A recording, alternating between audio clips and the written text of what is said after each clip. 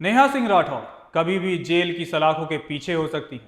Court ने नेहा के खिलाफ एक ऐसा फैसला सुना दिया है जिससे लगता है कि नेहा की बची कुची जिंदगी जेल में ही बीतेगी।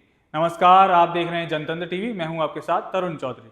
नेहा सिंह राठौर आज भारत के साथ साथ पूरे पाकिस्तान में भी फेमस है। पाकिस्तान की आर्मी नेहा का एग्जाम्पल देकर भारत के खिलाफ जहर उगलते हैं और नेहा की वजह से पाकिस्तान को मौका भी मिल जाता है। आपने ऑपरेशन सिंदूर में देखा ही होगा।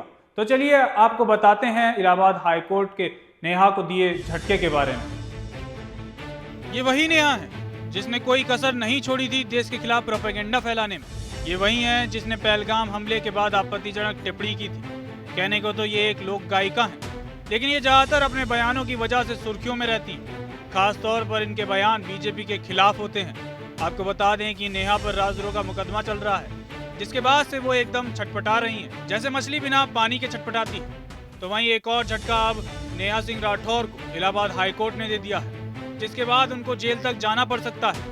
दरअसल लोकप्रिय फोक सिंगर और सोशल मीडिया पर अपनी तीखी बातों के लिए मशहूर नेहा सिंह राठौर आए दिन किसी न किसी वजह से सुर्खियों में छाई रहती है। कभी अपनी गायकी के जरिए सरकार से सवाल करती है, तो कभी बड़ी बेबाक तरीके से अपनी राय देते हुए नजर आती है। नेहा पर आरोप है कि उन्होंने संवेदनशील समय में, जब भारत और पाकिस्तान के बीच तनाव चरम पर था, देश विरोधी बयानबाजी की और उनके बयानों की पाकिस्तान में सोशल मीडिया पर काफी प्रशंसा भी की गई।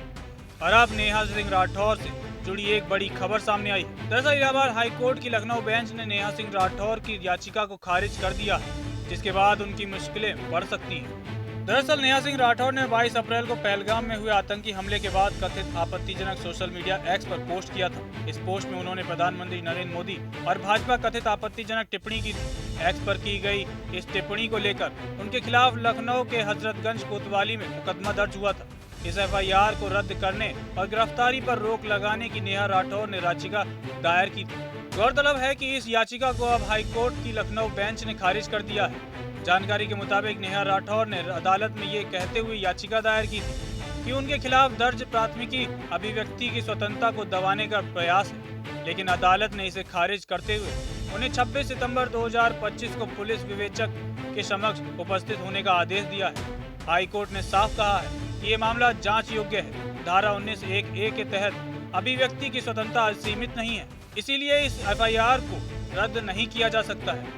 बता दें कि 27 अप्रैल 2025 को लखनऊ के हजरतगंज थाने में नेहा राठौर के खिलाफ एफआईआर दर्ज की गई थी। उन पर आरोप है कि उन्होंने पहलगाम टेरर अटैक के बाद सोशल मीडिया पर प्रधानमंत्री नरेंद्र मोदी, गृह मंत्री अमित शाह और भारतीय जनता पार्टी के खिलाफ कथित आपत्तिजनक बयान दिए थे। इस बयानबाजी को लेकर उन्हें देश विरोधी मानसिकता फैलाने और संवेदनशील समय में अशांति पैदा करने का आरोप झेलना पड़ रहा है।